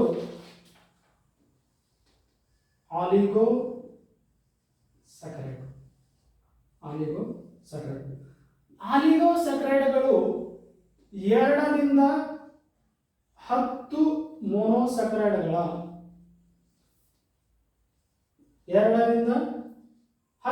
ಮೊನೊಸಕ್ರೈಡ್ಗಳ ಘಟಕದಿಂದ ಕೂಡಿದೆ. ಏನ್ ಹೇಳ್ರಿ, 2 ರಿಂದ 10 ಮೊನೊಸಕ್ರೈಡ್ ಘಟಕಗಳಿಂದ ಕೂಡಿದೆ. ಯಾವ್ದು ಹೇಳ್ರಿ, ಆಲಿಗೋಸಕ್ರೈಡ್. ಈ ಎರಡು ಮೊನೊಸಕ್ರೈಡ್ಗಳ ನಡುವೆ, 2 ಮೊನೊಸಕ್ರೈಡ್ಗಳ ಕೊಂಡಿಕೆಗೆ ಏನಂತಾರಪ್ಪ ಅಂದ್ರೆ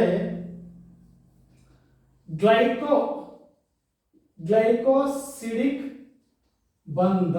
ಎಕ್ಸಾಮ್ ಅಲ್ಲಿ ಕೇಳಿದಂತ ಪ್ರಶ್ನೆ, 2 ಮೊನೊಸಕ್ರೈಡ್ಗಳ ನಡುವೆ ಯಾವ ಒಂದು ಬಂಧ ಏರ್ಪಟ್ಟಿರುತ್ತದೆ, ಯಾವ ಒಂದು ಬಾಂಡ್ ಇರುತ್ತದಪ್ಪ ಅಂದ್ರೆ ಗ್ಲೈಕೋಸಿಡಿಕ್ ಬಾಂಡ್.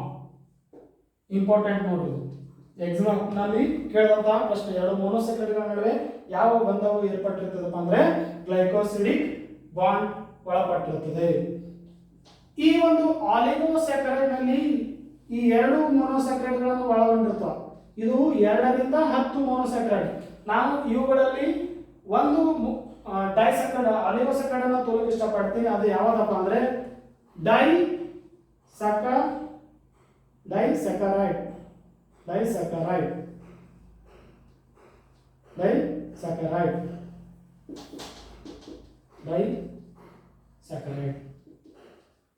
ಡೈಸಕರೈಡ್ ಒಂದು ಏನಾಗಿದೆಯಪ್ಪ ಅಂದ್ರೆ ಸಕರೈಡ್ ಆಗಿದ್ದು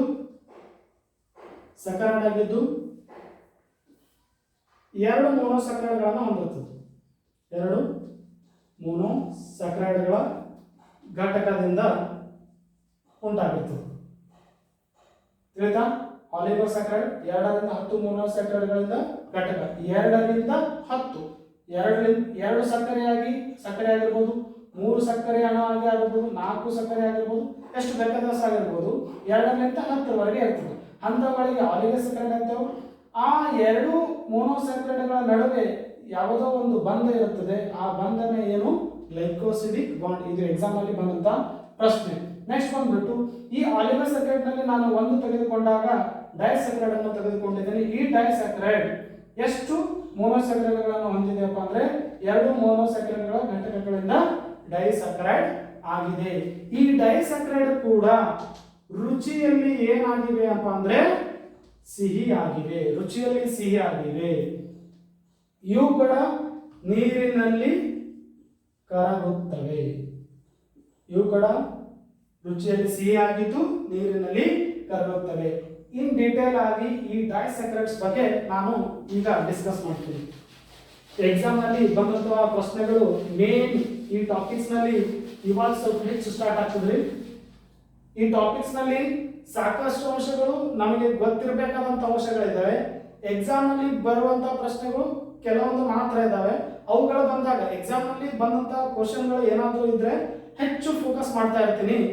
ಕೆಲವೊಂದು ಕಂಟೆಂಟ್ಗಳಲ್ಲಿ ಅದು ಜಸ್ಟ್ ಫಾರ್ ಎ ನಾಲೆಜ್ ಇದ್ದಾಗ ಜಸ್ಟ್ ಬರಿತಾ ಇರ್ತೀನಿ. ನೀವು ಅನ್ಕೋಬಹುದು ಕೆಲವೊಂದು ಸಂದರ್ಭಗಳಲ್ಲಿ ಸರ್ ಜಾಸ್ತಿ ಎಕ್ಸ್ಪ್ಲೇನ್ ಮಾಡ್ತಿದ್ದಾರೆ, ಕೆಲವೊಂದು ಸಂದರ್ಭಗಳಲ್ಲಿ ಕಡಿಮೆ ಎಕ್ಸ್ಪ್ಲನೇಷನ್. ಅದರ ಅರ್ಥ ಯಾವ ಒಂದು content exam point of view ಇದೆ ಅದಕ್ಕೆ ಜಾಸ್ತಿ ಫೋಕಸ್ ಮಾಡ್ತಾ ಇದ್ದೇನೆ, ಯಾವ ಒಂದು ವಿಷಯ ಜಸ್ಟ್ ಫಾರ್ ಎ ನಾಲೆಜ್ ಇದೆ ಅದನ್ನ ಸ್ವಲ್ಪ ಹೇಳಿ ಮುಂದೆ ಹೋಗ್ತಾ ಇದ್ದೇನೆ. ಸೊ ಇವಾಗ ಬಂದ್ಬಿಟ್ಟು ನಾನು ಡೀಟೇಲ್ ಆಗಿ ಡೈಸ್ಯಾಕರೈಡ್ ಬಗ್ಗೆ ಡೈಸ್ಯಾಕರೈಡ್ ಸೊ ಡೈಸ್ಯಾಕರೈಡ್ ಬಗ್ಗೆ ನಾನು ಈಗ ತಾನೇ ಹೇಳ್ದ ಇದೊಂದು 2 ಮೊನೊಸ್ಯಾಕರೈಡ್ಗಳಿಂದ ಆಗಿದೆ ಅಂತ. ಈ ಡೈಸ್ಯಾಕರೈಡ್ಗಳಿಗೆ ಉದಾಹರಣೆಗಳನ್ನ ತಗೋತ ಹೋಗ್ತೀನಿ. ಫಸ್ಟ್ ಬಂದ್ಬಿಟ್ಟು ಲ್ಯಾಕ್ಟೋಸ್. ಯಾವ್ದು ಹೇಳ್ರಿ? ಲ್ಯಾಕ್ಟೋಸ್. ಲ್ಯಾಕ್ಟೋಸ್ ಯಾವ 2 ಮೊನೊಸ್ಯಾಕರೈಡ್, ನಾನು ಆವಾಗ ತಾನೇ ಹೇಳ್ದ ಡೈಸ್ಯಾಕರೈಡ್ ಅಪ್ಪ ಅಂದ್ರೆ 2 ಮೊನೊಸ್ಯಾಕರೈಡ್ಗಳು ಸೇರಿ ಲ್ಯಾಕ್ಟೋಸ್ ಆಗಿರುತ್ತದೆ. ಹಾಗಾಗಿ ಲ್ಯಾಕ್ಟೋಸ್ ಏನೇನು ಸೇರಿದೆಪ್ಪ ಅಂದ್ರೆ glucose plus galactose, glucose plus galactose ಸೇರಿ ಏನಾಗಿದೆಯಪ್ಪ ಅಂದ್ರೆ ಲ್ಯಾಕ್ಟೋಸ್ ಆಗಿದೆ. ಈ ಲ್ಯಾಕ್ಟೋಸ್ ಅನ್ನು ಏನಂತಾರಪ್ಪ ಅಂದ್ರೆ ಇದನ್ನು ಮಿಲ್ಕ್ ಶುಗರ್ ಎನ್ನುತ್ತಾರೆ. ಏನಂತಾರೆ ಹೇಳ್ರಿ? ಲ್ಯಾಕ್ಟೋಸ್ ಅನ್ನ ಮಿಲ್ಕ್ ಶುಗರ್. ಯಾಕೆ ಇದನ್ನ ಮಿಲ್ಕ್ ಶುಗರ್ ಅಂತಾರಪ್ಪ ಅಂದ್ರೆ ಹಾಲಿನಲ್ಲಿ ಹೆಚ್ಚಾಗಿ ಕಾಣ್ತೀವಿ. ಎಷ್ಟಪ್ಪ ಅಂದ್ರೆ ಸುಮಾರು 2%ಲಿಂದ 8% ವರೆಗೂ ಏನಾಗಿರುತ್ತೆ ಹಾಲಿನಲ್ಲಿ ಏನಾಗಪ್ಪ ಅಂದ್ರೆ ಲ್ಯಾಕ್ಟೋಸ್ ಒಳಗೊಂಡಿರ್ತದೆ. ಎಷ್ಟು ಹೇಳ್ರಿ? 2%ಲಿಂದ 8% ವರೆಗೆ ಏನಾಗಿರುತ್ತೆ ಹಾಲಿನಲ್ಲಿ ಏನು ಒಳಗೊಂಡಿರ್ತದಪ್ಪ ಅಂದ್ರೆ ಲ್ಯಾಕ್ಟೋಸ್ ಒಳಗೊಂಡಿರ್ತದೆ. ಹೀಗಾಗಿ ಇದನ್ನ ಮಿಲ್ಕ್ ಶುಗರ್. ಯಾವ ಶುಗರ್? Milk sugar. ಹಾಲಿನಲ್ಲಿ ಹೊಂದಿರುವುದರಿಂದ ಇದಕ್ಕೆ ಮಿಲ್ಕ್ ಶುಗರ್. ಎಕ್ಸಾಮ್ ನಲ್ಲಿ ಸಾಕಷ್ಟು ಪ್ರಶ್ನೆ ಕೇಳ್ತಾನೆ. ಲ್ಯಾಕ್ಟೋಸ್ ಹಾಲನ್ನು ಮೊಸರನ್ನಾಗಿಸುವ ಬ್ಯಾಕ್ಟೀರಿಯಾ ಲ್ಯಾಕ್ಟೋಬ್ಯಾಕ್ಟೀರಿಯಾ. ಹಾಲನ್ನು ಅಳೆಯುವ ಮಾಪನ lactometer right. Lacto bacteria lactometer. ಹೀಗಾಗಿ ಈ ಒಂದು 2 ಅಂಶಗಳು ನಮಗೆ ನೆನಪಿರಬೇಕು. ನೆಕ್ಸ್ಟ್ ಇಂಪಾರ್ಟೆಂಟ್ ಕಾನ್ಸೆಪ್ಟ್ ಬಂದ್ಬಿಟ್ಟು ಈ ಒಂದು ಹಾಲಿನಲ್ಲಿ ಸಕ್ಕರೆಯ ಪ್ರಮಾಣ ಎಷ್ಟಿರ್ತದಪ್ಪ ಅಂದ್ರೆ 16%. ಎಷ್ಟು ಪರ್ಸೆಂಟೇಜ್ ಹೇಳ್ರಿ? 16%. ನಿಮಗೆ ಈ ಒಂದು ಕಾನ್ಸೆಪ್ಟ್ ತಿಳ್ಕೊಂಡಿದ್ದೀರ ಅನ್ಕೊಂಡಿದ್ದೀನಿ. ಈ ಕಾನ್ಸೆಪ್ಟ್ ನಿಮಗೆ ಅರ್ಥ ಆದ್ರೆ ಸಾಕು. ಏನ್ ಹೇಳ್ರಿ? ಡೈಸ್ಯಾಕರೈಡ್ ನಲ್ಲಿ ಲ್ಯಾಕ್ಟೋಸ್ ಒಂದು ಸಕ್ಕರೆಯಾಗಿದೆ. ಈ ಸಕ್ಕರೆಯು ಗ್ಲೂಕೋಸ್ ಮತ್ತು ಗ್ಯಾಲಕ್ಟೋಸ್ ಗಳಿಂದ ಮಾಡಲ್ಪಟ್ಟಿದೆ. ಈ ಲ್ಯಾಕ್ಟೋಸ್ ನಲ್ಲಿ ಏನಿರ್ತದಪ್ಪ ಅಂದ್ರೆ ಇದಕ್ಕೆ ಮಿಲ್ಕ್ ಶುಗರ್ ಅಂತಾರ. ಇದರಲ್ಲಿ ಬಂದ್ರೆ 2% 8% ಏನಾಗಿರುತ್ತೆ ಲ್ಯಾಕ್ಟೋಸ್ ಆಗಿರುತ್ತದೆ. ಹಾಲಿನಲ್ಲಿ ಸಕ್ಕರೆ ಪ್ರಮಾಣ 16% ಇರುತ್ತೆ. ನೆಕ್ಸ್ಟ್ ಬಂದ್ಬಿಟ್ಟು ಗ್ಲೂಕೋಸ್ ಲ್ಯಾಕ್ಟೋಸ್ ಆಯ್ತು. ನೆಕ್ಸ್ಟ್ ಬಂದ್ಬಿಟ್ಟು ಇನ್ನೊಂದು ಏನ್ ಕನ್ಸೆಪ್ಟ್ ಅಪ್ಪ ಅಂದ್ರೆ ನಮ್ಮ ಸಣ್ಣ ಕರಳಿನಲ್ಲಿ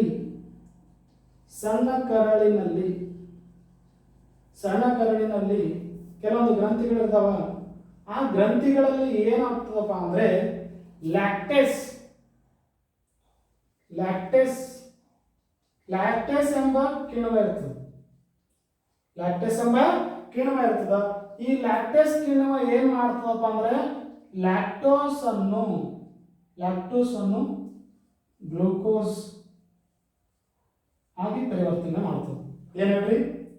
ಸಣ್ಣ ಕರಳಿನ ಗ್ರಂಥಿಗಳಲ್ಲಿ ಲ್ಯಾಕ್ಟೋಸ್ ಎಂಬ ಕಿಣ್ವವು ಲ್ಯಾಕ್ಟೋಸ್ ಶುಗರ್ ಅನ್ನು ಏನ್ ಮಾಡುತ್ತಪ್ಪ ಅಂದ್ರೆ ಗ್ಲೂಕೋಸ್ ಆಗಿ ಪರಿವರ್ತಿಸುತ್ತದೆ.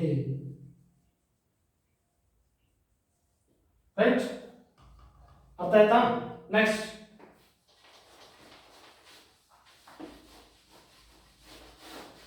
ಬಂದು ಮಾಲ್ಟೋಸ್. ಡೈಸ್ಯಾಕರೈಡ್ ನಲ್ಲಿ 2ನೇದು ಮಾಲ್ಟೋಸ್ ಏನು ಹೊಂದಿದೆಯಪ್ಪ ಅಂದ್ರೆ ಇದು ಗ್ಲೂಕೋಸ್ ಪ್ಲಸ್ ಗ್ಲೂಕೋಸ್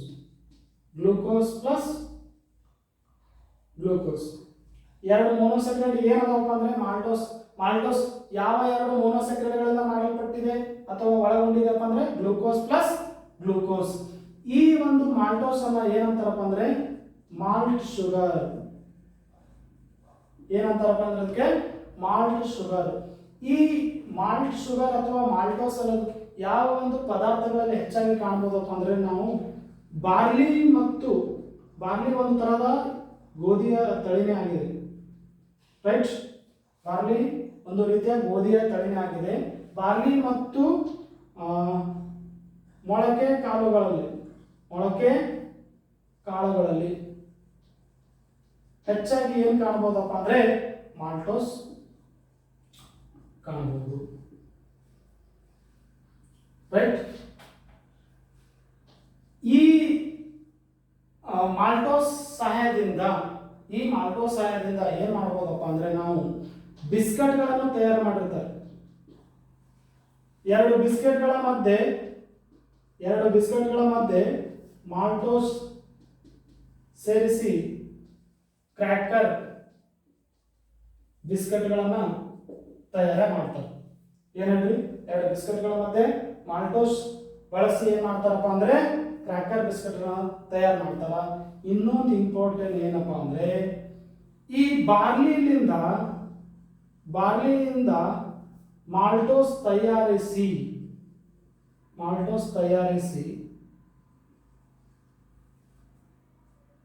ಮದ್ಯ ತಯಾರಿಸ್ತಾರೆ. ಏನ್ ಹೇಳ್ರಿ, ಮದ್ಯ ತಯಾರಿಸ್ತಾರ. ಹಾಗಾಗಿ ಎಕ್ಸಾಮ್ ಅಲ್ಲಿ ಬರುವಂತ ಪ್ರಶ್ನೆ ಏನಪ್ಪಾ ಅಂದ್ರೆ ಬ್ರಾಂದಿ, ವೈನ್, ವಿಸ್ಕಿ, ಕೆಲವೊಂದು ವೈನ್ಗಳಲ್ಲಿ ಏನಾಗ್ತಿರ್ತಪ್ಪ ಅಂದ್ರೆ ಮದ್ಯಪಾನಗಳಲ್ಲಿ ಏನಾಗಿರ್ತಪ್ಪ ಅಂದ್ರೆ ಯಾವ ಒಂದು ಶುಗರ್ ಅನ್ನು ಬಳಸಿರ್ತಾರಪ್ಪ ಅಂದ್ರೆ ಮಾಲ್ಟೋಸ್ ಅನ್ನು ಕೂಡ ಬಳಸಿರ್ತಾರ. ಅವುಗಳ ಬಳಸ್ಕೊಂಡು ಏನ್ ಮಾಡ್ತಾರಪ್ಪ ಅಂದ್ರೆ ಬ್ರಾಂದಿ, ವೈನ್, ವಿಸ್ಕಿಗಳನ್ನು ಕೂಡ ತಯಾರಿಸುತ್ತಾರೆ. ಸೊ ಮಾಲ್ಟೋಸ್ ಬಗ್ಗೆ ನಿಮಗೆ ಇಷ್ಟು ಗೊತ್ತಿದ್ರೆ ಸಾಕು. ಮಾಲ್ಟೋಸ್ ಅನ್ನ ಏನನ್ಬೋದಪ್ಪ ಅಂದ್ರೆ ಗ್ಲೂಕೋಸ್ ಪ್ಲಸ್ ಗ್ಲೂಕೋಸ್, ಇದಕ್ಕೆ ಮಾಲ್ಟ್ ಶುಗರ್ ಎನ್ಬಹುದು. ಮತ್ತಪ್ಪ ಅಂದ್ರೆ ಈ ಒಂದು ಮಾಲ್ಟೋಸ್ ಯಾವುಗಳಲ್ಲಿ ಬಂದ್ರೆ ಬಾರ್ಲಿ ಮತ್ತು ಮೊಳಕೆ ಕಾಳುಗಳಲ್ಲಿ ಹೆಚ್ಚಾಗಿ ನೋಡಬಹುದು. ಎರಡು ಬಿಸ್ಕೆಟ್ಗಳ ಮಧ್ಯೆ ಮಾಲ್ಟೋಸ್ ಅನ್ನು ಸೇರಿಸಿ ಕ್ರ್ಯಾಕರ್ ಬಿಸ್ಕೆಟ್ಗಳನ್ನು ಕೂಡ ತಯಾರಿಸುತ್ತಾರೆ. ಈ ಬ್ರಾಂದಿ, ವಿಸ್ಕಿ, ವೈನ್ಗಳಂತ ಮದ್ಯಪಾನಗಳಲ್ಲಿ ಏನಿರ್ತದಪ್ಪ ಅಂದ್ರೆ ಮಾಲ್ಟೋಸ್ ಇರುತ್ತದೆ. ಅದೇ ರೀತಿ ಈ ಒಂದು ಪಾಯಿಂಟ್ ಕಾಮನ್ ಆಗಿರುತ್ತೆ, ನೀವು ನೆನಪಿಟ್ಲೇಬೇಕು. ಸಣ್ಣ ಕರಳಿನಲ್ಲಿ ಏನಾಗಿರ್ತದೆ ಹೇಳ್ರಿ, ಸಣ್ಣ ಕರಳಿನ ಗ್ರಂಥಿಗಳಲ್ಲಿ ಮಾಲ್ಟೇಸ್ ಕಿಣ್ವವು ಇರ್ತದ. ಈ ಕಿಣ್ವವು ಮಾಲ್ಟೋಸ್ ಅನ್ನು ಗ್ಲೂಕೋಸ್ ಆಗಿ ಪರಿವರ್ತನೆ ಮಾಡುತ್ತದೆ. ಕ್ಲಿಯರ್? ಸೊ ನೆಕ್ಸ್ಟ್ ಬಂದ್ಬಿಟ್ಟು ಸುಕ್ರೋಸ್. ಯಾವ್ದು ಹೇಳ್ರಿ, sucrose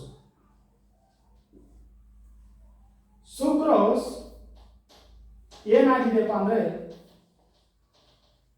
glucose plus fructose. Glucose ಮತ್ತು ಫ್ರಕ್ಟೋಸ್ಗಳಿಂದ ಸುಕ್ರೋಸ್ ಮಾಡಲ್ಪಟ್ಟಿದೆ. ಎರಡು ಮೊನೊಸ್ಯಾಕರೈಡ್ಗಳು ಯಾವಪ್ಪ ಅಂದ್ರೆ ಗ್ಲೂಕೋಸ್ ಮತ್ತು ಫ್ರಕ್ಟೋಸ್ಗಳಾಗಿವೆ. ಈ ಸುಕ್ರೋಸ್ ಏನಾಗಿದೆ, ಮೂಲವಾಗಿ ಸಸ್ಯಗಳಾದ ಕಬ್ಬು ಮತ್ತು ಗೆಣಸುಗಳ ಮೂಲವಾಗಿ ನಾವು ಸುಕ್ರೋಸ್ ಅನ್ನ ಪಡೆದುಕೊಳ್ಳುತ್ತೇವೆ. ಈ ಸುಕ್ರೋಸ್ ಪ್ರಮಾಣ ಸೇವನೆ ಹೆಚ್ಚಾದರೆ ಏನಾಗ್ತದಪ್ಪ ಅಂದ್ರೆ ರಕ್ತದಲ್ಲಿ ಗ್ಲೂಕೋಸ್ ಪ್ರಮಾಣ ಹೆಚ್ಚಾಗ್ತದೆ.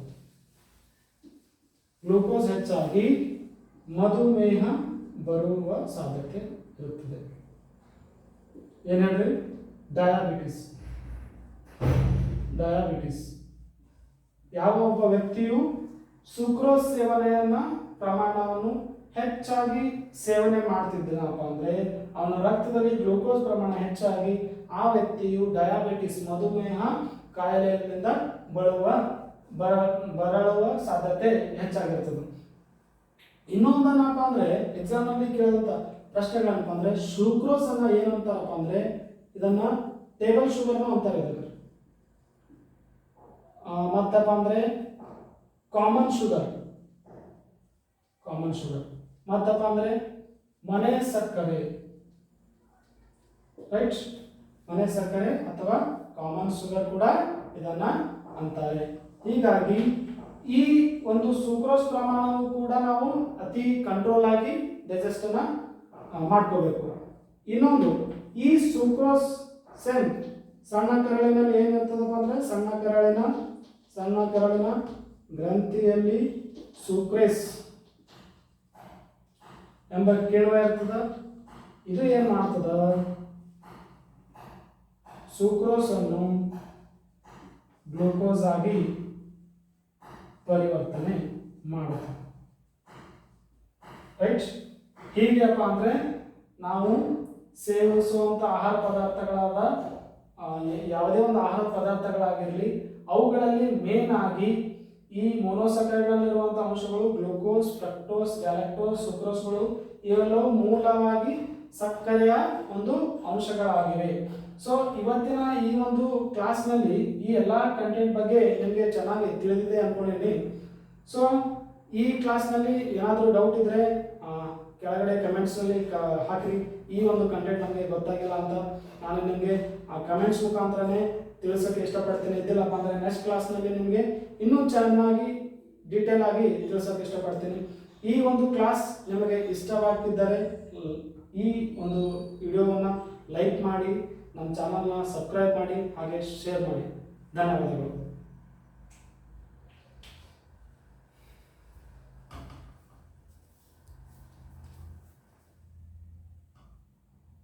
ಉತ್ತಮ್.